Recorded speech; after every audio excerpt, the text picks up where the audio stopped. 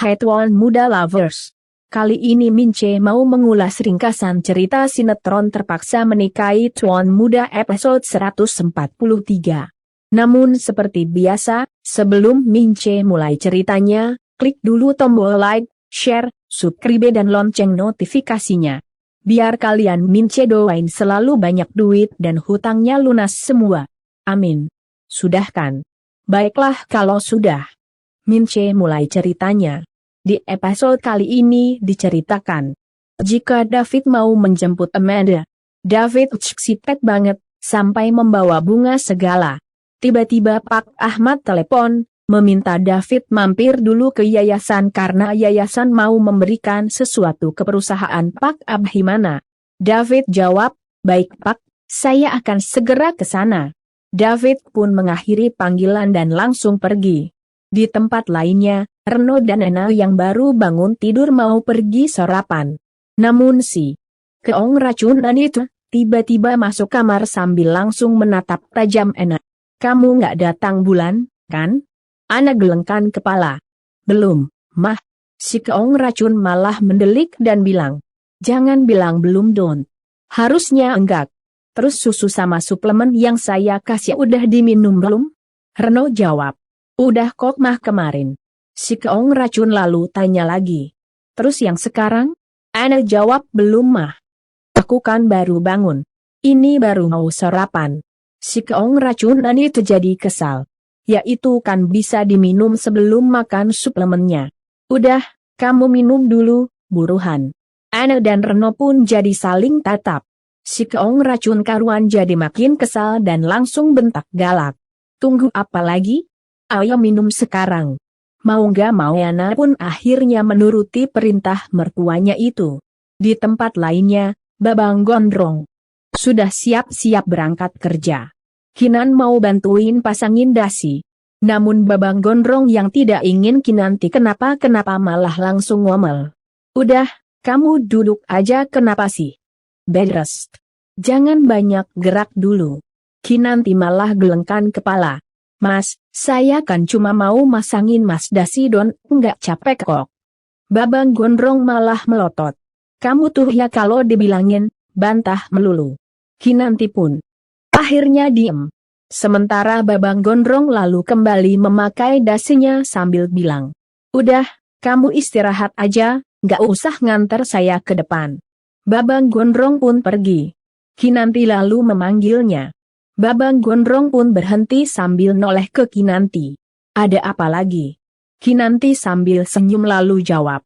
Kis dulu dang dede bayinya. Babang Gondrong malah melotot. Yang bener aja Don. Kinanti senyum lebar sambil cemberut dan tunjuk perutnya. Babang Gondrong pun jadi nggak tega dan akhirnya mendekati Kinanti, mencium jabang bayi yang ada di dalam perutnya Kinanti. Di tempat lainnya, mobil David akhirnya sampai di yayasan. Ahmad yang sedari tadi menunggu David lalu menyambut kedatangannya David. Pak David. Maaf ya Pak, dadakan gini. Pemilik yayasan baru ngasih tahu saya semalam. David jawab enggak. Apa-apa. Ahmad pun jadi lega dan langsung mengajak David masuk. Saat itu David tidak sengaja melihat penjahat bernama Joko yang lagi ngobrol. Joko memakai pakaian rapi. David pun tercekat dan jadi bertanya dalam hati, Joko itu Joko bukan ya? Ngapain penjahat itu di sini? David pun jadi penasaran dan coba memastikan kalau itu emang Joko. Namun Joko malah pergi. David ingin mengejarnya. Namun Ahmad keburu membuka pintu yayasan dan mempersilahkan David masuk. David pun mengangguk dan langsung masuk. Sesampainya di dalam, Ahmad ternyata kasih ucapan terima kasih untuk perusahaan Abhimana dari yayasan berupa plakat. Apa yang kami berikan ini memang tidak sebanding dengan apa yang udah Bapak dan perusahaan Sudirja berikan pada kami, tapi mohon diterima ya Pak. David pun menerimanya. David juga lalu melihat foto-foto anak-anak yayasan. Ahmad juga lalu bilang, sampaikan rasa terima kasih kami juga buat Pak Abhimana ya, Pak. David mengangguk sambil kemudian pamit. Di tempat lainnya, Karen sudah siap berangkat, Udah gerak koper dan mau holiday banget. Mas Herman. Ayo dong, Mas. Keburu macet nanti kalau kita berangkat kesiangan. Tak lama Herman keluar. Iya nggak sabaran amat. Sih, Karen jawab. Ya kamu juga gimana, sih? Katanya ada meeting. Herman malah nyengir. Ya udah ayo. Karen mengangguk dan langsung masuk mobil. Sementara itu Herman merem bentar sambil kemudian berdoa dalam hati. Ya Tuhan, semoga aja nggak terjadi perang dunia ketiga. Herman masuk mobil dan mereka pun lalu pergi. Di tempat lainnya, Nerissa juga sudah nggak sabar pergi holiday, walaupun ada Karina. Segala. Tring. Tiba-tiba HP Nerissa bunyi, ada notifikasi pesan masuk dari Herman yang tanya, kamu udah siap, kan? 1 jam lagi aku jemput ya. Nerissa pun lalu balas pesan, udah siap kok Mas. Oke, aku tunggu ya. Setelah itu Nerissa pun langsung ngedumel bete. Si Karen mau ikutan holiday. Kepedaan banget dia. Ini kan liburan aku sama Mas Herman. Dan Mas Herman siapin ini buat aku.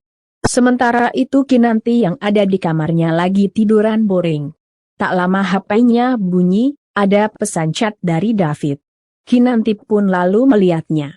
Isi pesan masuk ternyata foto plakat dan foto anak-anak ucapin makasih. Kinanti pun jadi tersenyum dan langsung telepon David. David yang lagi nyetir lalu terima panggilan. Halo, Kinan. Apa-apa? Kinanti tanya. Fit, kamu lagi di yayasan? David jawab. Iya. Aku ditelepon untuk ambil Cinderama ucapan terima kasih tadi. Ini aku mau on the way jemput Amanda. Kinanti tersenyum lega. Syukurlah. Aku seneng kamu udah bareng lagi sama Amanda. Semoga kalian berdua bisa memperbaiki hubungan kalian. David senyum. Makasih, Kinan. Aku juga berharap hubunganku sama Amanda bisa jadi baik lagi kayak dulu. Kinanti juga lalu bilang. Aku juga seneng Amanda udah benar-benar buktiin kalau dia berubah jadi lebih baik. David jawab. Makasih, kalau nanti ada orang yang masih ragu, aku akan jadi pagar buat Amanda. Amanda pantas buat dikasih kesempatan. Kinanti jawab. Ya udah, hati-hati ya Fit. Salam buat Amanda. David jawab. Iya, nanti aku sampein. Kamu juga baik-baik di sana ya, Kinan. David pun lalu mengakhiri panggilan sambil tersenyum lega. Tak lama mobil David akhirnya sampai di depan rumah barunya Amanda. David lalu ambil bunga dan turun dari mobilnya. Di saat yang sama Amanda keluar dengan dandanan yang cantik banget. David lalu memberikan bunga ke Amanda. Amanda pun jadi malu-malu kucing dan bilang, "Thank you." David hanya tersenyum dan mengajak Amanda jalan menuju mobilnya. Sesampainya di dekat mobilnya, David pun lalu bukain pintu buat Amanda. Setelah itu David lalu membawa Amanda pergi ke sebuah danau. Amanda pun jadi surprise dan tanya, "Kamu tahu aja ada tempat begini?" David jawab, "Ya aku sengaja cari dan aku yakin banget kamu bakal suka tempat ini. Kamu suka kan?" Amanda sambil tersenyum dan mengangguk senang lalu jawab, "Iya, suka." David pun jadi tersenyum. Di sana ada tukang perahu. David pun lalu tunjuk perahu sambil bilang, "Gimana kalau kita naik perahu itu?" Amanda jawab, "Boleh aja." David pun jadi senang dan langsung nyamperin tukang perahu dan sewa perahunya. Amanda melihat David yang semangat jadi senyum takjub. Amanda mengira David hanya main-main. David kasih beberapa lembar uang ke tukang perahu sambil kemudian mengajak Amanda naik ke perahu. Amanda malah tanya, "Ini serius?" David jawab, "Iyalah." "Ayo, Semanda." Senyum dan kelihatan ragu-ragu. David lalu bilang, "Ayo udah nggak apa-apa kok." Amanda pun akhirnya naik ke atas perahu. Perahu yang dinaikin Amanda dan David pun lalu berjalan pelan, menyusuri danau. David kayuh perahunya pelan. Angin berhembus dan menerpa wajah Amanda, dan membuat rambut panjangnya yang terurai tersibak angin. David menoleh dan melihat ke arah Amanda, yang terlihat begitu cantik. "Amanda, tampak tersenyum sambil menutup matanya. Menarik nafas. Sesaat dia seakan membuang semua image-image mengerikan yang dia lihat beberapa hari terakhir ini. Lalu Amanda membuka mata dan menatap David sambil bilang, "Makasih ya Fit, hari ini aku bisa lihat pemandangan yang indah. Dan aku emang benar-benar butuh buat lihat ini." David sambil senyum lalu jawab, "Aku seneng banget bisa nyenengin kamu. Dan lihat kamu senyum kayak gini." Amanda makin tersenyum senang, pipinya bersemu gitu. Tapi tiba-tiba nggak sengaja perahunya kayak goyang hampir kebalik gitu. Amanda kaget dan langsung teriak sambil refleks pengangan ke David dan tatap David. David pun balas memegang dan menatap Amanda.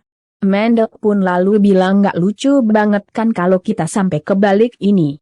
David lalu jawab, "Amanda, selama ada aku, perahu ini nggak akan aku biarin terbalik, tenang aja ya, aku akan jagain kamu." Tapi perahu ternyata malah goyang lagi. Amanda pun kaget dan kembali pegangan ke David. David pun lalu berusaha stabilin laju perahu. Tak lama perahu berhasil distabilin. David dan Amanda pun jadi saling lihat-lihatan sambil ketawa ngakak. Di tempat lainnya, Karen dan Herman yang sudah sampai hotel lalu masuk ke dalam hotel. Karen seneng banget, langsung jalan ke jendela dan buka gorden. Karen pun jadi takjub. "Wah, view-nya bagus banget. Sini deh Mas." Herman berdiri lemes, bete gak selera banget. Karen keluarkan HP, langsung selfie dan foto-foto view-nya. Lalu ajak Herman foto bareng. "Mas, sini dong kita foto. Keren banget nih view-nya." Herman menolak sambil kasih alasan sok buru-buru ambil keperluan buat tinjau lokasi di tas, puplen dan kacamata gitu. "Nanti aja ya, aku harus cepet-cepet ngecek lokasi." Karen pun jadi bete. "Ya ampun, sebentar doang juga." Herman jawab, "Aku udah ditungguin. Ingat ya, Karen, aku kesini buat kerja, bukan liburan." Karen pun jadi mendengus kesal. "Ya udah sana pergi deh. Aku juga mau istirahat dulu." Herman buru-buru pergi dari kamar hotel. Sementara itu Marissa yang masih menunggu di apartemen jadi gelisah karena Herman tak kunjung datang menjemputnya. "Mana sih? Belum kasih kabar juga." Marissa pun lalu ambil HP-nya dan langsung telepon Herman. Herman yang masih berada di koridor hotel jalan buru-buru menuju mobilnya. Herman pun lalu terima panggilan dari Marissa. "Kapan mau jemput? Aku udah nunggu dari tadi." Herman sambil terus jalan lalu berusaha menenangkan Marissa. "Sabar ya, ini aku. Mau on the way jemput kamu." Marissa jadi heran dan tanya, "Kamu udah sampai mana?" Herman pun beralasan lagi di jalan. Marissa gak sabar, tanya lagi, "Jalan mana? Coba kirim live location, biar aku bisa tahu sampai mana." Herman pun jadi terpojok dan akhirnya ngaku, "Aku tadi abis nganterin Karen dulu. Tapi ini aku ngebut kok mau jemput kamu." Marissa makin geram dan marah banget. "Tuh kan, bohong tega. Kamu ya bikin aku nunggu sampai kering begini di apartemen. Kalau gak niat gak usah bilang jemput, aku bisa berangkat sendiri." Herman pun jadi cemas dan bilang, Jangan. Aku udah di jalan, kamu sabar. Aku bentar lagi sampai." Herman pun matikan telepon dan lari dari sana. Di tempat lainnya, Kinanti keluar dari kamar dan jalan mau ke pool kolam renang. Namun Oma Rima tiba-tiba muncul. "Oma." Rima yang takut Kinanti pergi jauh lagi lalu tanya, "Kinan, mau kemana?" Kinanti sambil senyum lalu jawab, "Oma, Kinan bosen di kamar terus. Mau cari udara segar." Oma Rima lalu tanya lagi, "Iya, tapi mau kemana? Ingat ya, kamu harus bed rest. Nanti kalau Waphi tahu, ngamuk lagi." Kinanti jawab, "Kinan cuma mau duduk di pinggir kolam aja. Pengen lihat yang hijau-hijau." Oma Rima pun menghela nafas lega dan langsung mengelus bahu Kinanti. "Kirain Oma mau pergi kemana? Maaf ya, sayang. Kamu jadi kayak tahanan rumahan. Jangan marah ya. Tapi, ini semua kan demi kebaikan kamu dan calon baby." Kinanti jawab. Iya, Oma. Kinan tahu. Kinan gak marah kok. Sementara itu Ana yang ternyata lagi di kolam lagi mikir sambil bilang dalam hati. Gue pikir, setelah menikah bakal diterima dan gak dituntut apa-apa lagi. Tapi, Mama Anita malah maksa buru-buru hamil. Ana pun jadi menghela napas berat. Kalau gue gak hamil-hamil gimana? Pasti Mama Anita bully gue lagi kayak dulu. Mamanya si Reno memang ajaib banget. Pikiran sama isi hatinya suka berubah cepat, gak bisa ditebak. Tak lama Kinanti muncul, duduk di sebelah Ana dan tanya. Kok ngelamun? Kamu baik-baik aja kan? Ana pun jadi terhenyak. Sementara itu, David dan Amanda masih di atas perahu, melaju ke sana kemari. David kayuh perahunya sambil ketawa-tawa bersama Amanda. Mereka terlihat senang karena bisa menghabiskan waktu bersama. Tak lama David menepikan perahunya. Mereka pun lalu turun dari perahu. Amanda hampir jatuh saat mau turun dari perahu. Untungnya David keburu menangkap tangan Amanda. Mata mereka pun jadi bertatapan. Amanda lalu tanya. Sekarang mau kemana? David malah balik tanya. Kamu lapar enggak? Amanda sambil tersenyum mengangguk. David pun lalu ajak Amanda pergi makan. Sementara itu Ana yang masih ada di pinggir kolam jadi menatap Kinanti galau. Kinanti pun jadi tersenyum dan bilang. Cerita aja, kita kan udah jadi keluarga. Kamu gak usah sungkan sama saya. Kamu baik-baik aja kan? Ana mengangguk. Aku baik-baik aja kok. Tan.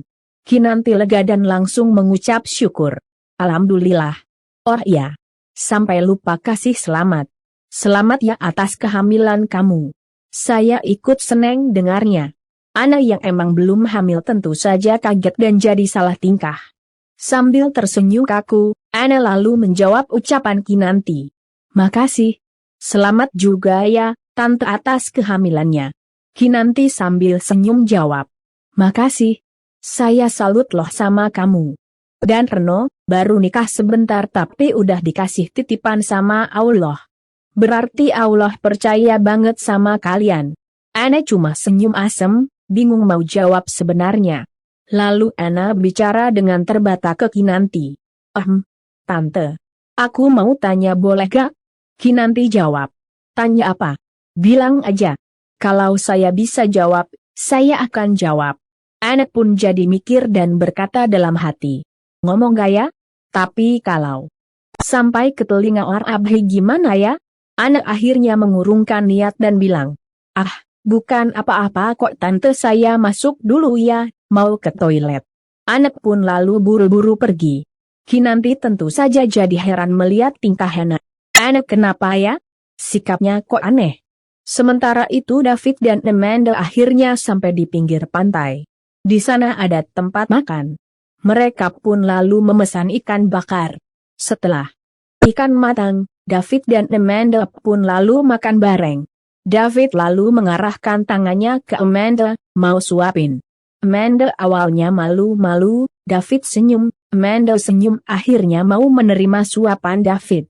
Setelah selesai makan, mereka lalu jalan-jalan di sekitar pantai. Terdengar suara deburan ombak di pantai. Mereka lalu duduk di tepi pantai berduaan. David lalu tanya, kamu suka tinggal di sini? Amanda jawab, ya aku berharap, di sini aku bisa lanjutin hidup aku, dan buang semua kenangan buruk yang pernah ada. David lalu menatap Amanda. Amanda pun lalu balas menatap David. David pun lalu pegang tangan Amanda sambil bilang, kalau aku minta kamu ikut pulang ke Jakarta, kamu mau? Amanda kaget dan jadi terdiam. David pun menunggu jawaban Amanda. Tak lama Amanda gelengkan kepala sambil bilang, maaf, Fit tapi aku nggak bisa. David pun jadi kecewa dan bilang, kalau ini soal Abwi sama Kinan, kamu nggak usah khawatir mereka pasti maafin kamu. Dan aku yakin banget, mereka akan terima kamu lagi dan lupain semuanya. Amanda jawab, tapi akunya yang nggak yakin Fit. David jadi menghela nafas panjang dan tanya, apa kamu mau buang kita begitu aja? Amanda kembali terdiam. David kembali menatap erat. Amanda sambil bilang. Ayo pulang Amanda, tempat kamu bukan di sini, tapi di Jakarta sama aku. Amanda menatap David. Angin bertiup rambut menutupi wajah Amanda. David benerin rambut yang menutupi wajahnya Amanda dengan perlahan. David sambil menunjuk dadanya sendiri lalu bilang. Aku masih terus menyimpan di sini semua tentang kita. Amanda jadi ternyuh dan mereka pun kembali bertatapan. Sementara itu di tempat lainnya, Babang Gondrong Uang baru selesai makan siang kepikiran sama Kinanti. Babang Gondrong pun lalu video call Kinanti. Kinanti yang masih berada di pinggir kolam lalu terima video call. Babang Gondrong tentu saja kaget dan jadi marah begitu melihat Kinanti ada di kolam. Kenapa di luar? Saya kan bilang di kamar, istirahat. Gak nurut banget sih sama suami. Kinanti jelaskan ke. Gimana dengan pelan? Saya cuma nyari udara segar sebentar, lagian masih di sekitaran rumah kok. Babang Gondrong yang emang sangat mencemaskan Kinanti dan bayinya malah tetap ngomel. Mau di sekitaran rumah kek, di taman, di kolam, kalau saya bilang di kamar ya di kamar. Kinanti jadi bingung. Dan maaf ya guys, ringkasan cerita terpaksa Mince akhiri dulu sampai di sini. Kira-kira Babang Gondrong masih terus marah gaya melihat Kinanti ada di luar kamar. Terus kira-kira apa yang akan dilakukan si keong racunan itu begitu tahu jika Kinanti ada di dekat kolam? Apa dia akan kembali berusaha mencelakai Kinanti? Mince tunggu jawabannya di kolom komentar. Dan buat yang baru gabung, sekali lagi Mince ingetin. Jangan lupa klik like, share, subscribe dan lonceng notifikasinya ya. Biar kalian Mince doain selalu banyak duit, hutangnya lunas semua dan pastinya nggak akan ketinggalan update cerita sinetron terpaksa menikahi tuan muda.